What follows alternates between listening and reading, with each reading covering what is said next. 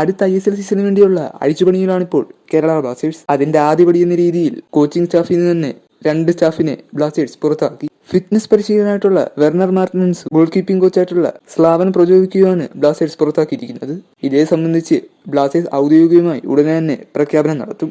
Kerala Blasters ചില വിദേശ താരങ്ങളെ പുറത്താക്കുന്ന റിപ്പോർട്ടുകൾ പുറത്തേക്ക് വരുന്നുണ്ട്. എന്നാൽ ആരൊക്കെ പൂർണ്ണമായും പോകുന്ന കാര്യത്തിൽ ഇതേവരെ വ്യക്തത വന്നിട്ടില്ല. എന്തായാലും കുറച്ച് ദിവസങ്ങൾക്കകം തന്നെ വ്യക്തത വരുമെന്ന് പ്രതീക്ഷിക്കാം. ഇതിൽ മിലൂസിന്റെയും പെപ്രയുടെ കാര്യം ഏതാണ്ട് ഉറപ്പായ കാര്യമാണ്. പക്ഷേ അഡ്രിയാൻ ലൂണയുടെ കാര്യത്തിൽ ഇതേവരെ വ്യക്തത വന്നിട്ടില്ല. താരം ക്ലബ്ബ് വിട്ടു പോകുമെന്നും ക്ലബ്ബിൽ നിലനിൽക്കുന്ന തരത്തിലുള്ള റൂമറുകൾ ഇപ്പോൾ പ്രചരിക്കുന്നുണ്ട്.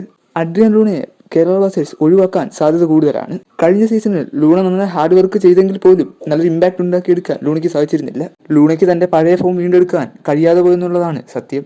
ഇവാൻ മുക്കോവിച്ചിന്റെ കാലം മുതൽ അഡ്രിയാൻ ലൂണയെ കേന്ദ്രമാക്കിയായിരുന്നു ഇവാൻ മുക്കോവിച്ചിന്റെ അറ്റാക്കിംഗ് ത്രയങ്ങൾ. ഇവാൻ മുക്കോവിച്ചിന് കീഴിൽ മികച്ച പ്രകടനം തന്നെയായിരുന്നു അഡ്രിയാൻ ലൂണ കാഴ്ചവെച്ചത്. പിന്നീട് മിക്കാൽ സെഹ്റയുടെ സീസണിലേക്ക് വന്നപ്പോൾ ലൂണയെ സെഹ്റയ്ക്ക് നന്നായി യൂസ് ചെയ്യാൻ സാധിച്ചിരുന്നില്ല. സെഹ്റ കൂടുതലും നോവ സദോയെ ആയിരുന്നു ആശ്രയിച്ചിരുന്നത്. നോവ സദോയെ കേന്ദ്രീകരിച്ചുള്ള മുന്നേറ്റങ്ങളായിരുന്നു സെഹ്റ നടപ്പിലാക്കിയിരുന്നത്.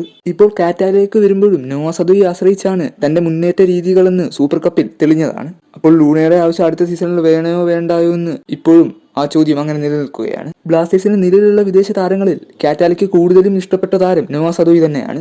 അത് കാറ്റാല പറയുകയും ചെയ്തിട്ടുണ്ട്. എന്നാൽ നോവ സദോയെ കേന്ദ്രമാക്കി മുന്നേറ്റങ്ങൾ നടപ്പിലാക്കിയാൽ അതിന് നല്ലൊരു ഇമ്പാക്ട് ഉണ്ടാക്കിയെടുക്കാൻ സാധിക്കാതെ പോകും. കാരണം ഒരാളെ ആശ്രയിച്ചുള്ള മുന്നേറ്റങ്ങൾ അത്ര നല്ലതല്ല. ഒരു ടീമാവുമ്പോൾ ടീമിലെ എല്ലാ താരങ്ങളും നല്ല അറ്റാക്കിംഗ് മെന്റാലിറ്റിയോടെ കളിക്കണം. എന്നാൽ മാത്രമേ ടീമിന് നന്നായിട്ടൊരു ഇമ്പാക്ട് ഉണ്ടാക്കിയെടുക്കാൻ സാധിക്കുകയുള്ളൂ. ഏത് മികച്ച താരമാണെങ്കിൽ പോലും അദ്ദേഹം മാത്രം നല്ലോണം കളിച്ചാൽ ടീമിന് നന്നായിട്ടൊരു ഇമ്പാക്ട് ഉണ്ടാക്കിയെടുക്കാൻ സാധിക്കുകയില്ല. അതിന് ടീമിലെ മൊത്തം കളിക്കാർ തന്നെ മനസ്സ് വെക്കണം. അതിനുദാഹരണമായിരുന്നു കഴിഞ്ഞ സീസണിലെ ലൂണയുടെ പ്രകടനം. ലൂണ തന്നെ കൊണ്ടാവുന്ന തരത്തിലുള്ള ഇമ്പാക്റ്റുകൾ ബ്ലാസ്റ്റേഴ്സിന്റെ കഴിഞ്ഞ സീസണിൽ ഉണ്ടായി കൊടുത്തിട്ടുണ്ട്. ലൂണയുടെ ആദ്യ സീസണുകളിൽ ലൂണയ്ക്ക് സപ്പോർട്ടായിട്ട് വാസ്കസും പെരേരാഡായസും ഉണ്ടായിരുന്നു. അതിന്റെ ഇമ്പാക്ട് ബ്ലാസ്റ്റേഴ്സിന് ആ സീസണിൽ നന്നായിട്ട് അറിയാനും സാധിച്ചു. ഒരുപക്ഷെ ലൂണയെ അടുത്ത സീസണിൽ ബ്ലാസ്റ്റേഴ്സ് നിലനിർത്തുകയാണെങ്കിൽ ഒരു വിദേശ സെൻട്രൽ മിഡ്ഫീൽഡറിനെ ബ്ലാസ്റ്റേഴ്സ് സൈൻ ചെയ്യേണ്ടി വരും. ലൂണയുടെ കൂടെ ആ സെൻട്രൽ മിഡ്ഫീൽഡറും കൂടെ ആകുമ്പോൾ കുറച്ചുകൂടെ മിഡ്ഫീൽഡിൽ സപ്പോർട്ട് കിട്ടും.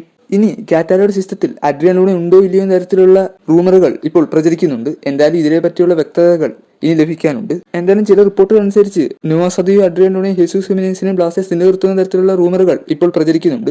ഇതിൽ എത്രമാത്രം സത്യമുണ്ടെന്ന് കണ്ടു തന്നെ അറിയാം.